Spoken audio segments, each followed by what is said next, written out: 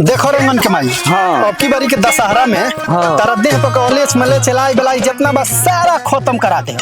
और यही सरे में कौन पता लागल हो कि ओघर आइल बा। अच्छा देखो चलो कहाँ भेटाला। माने बाबा है ना बढ़िया बानी आई बहत बाबा तुरंत प्रकटो हो गइल।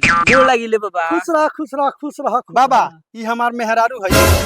आ इनकरा जानता नहीं कौन बीमारी बा। डेली रात में सुता तारी नु तब 12 बजे रात खान ओई न चिउका।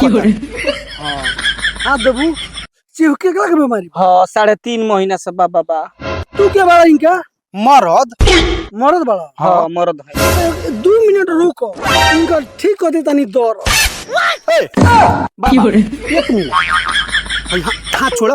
आई बा रंगना के माई हाँ हमरा एकरा व्यवहार से ही गड़बड़ लागता। हाँ ई तो बाबा गड़बड़ा लगा बताओ अकेले लेके जाए को तो ई गड़बड़ा हुआ छोड़ एकरा से ना। जोड़ी बनाई ना, ठीक होई तो तेरा ना, ना, भागी भागी भागी चिउकल के ठीक बा। भागी भागी ना ना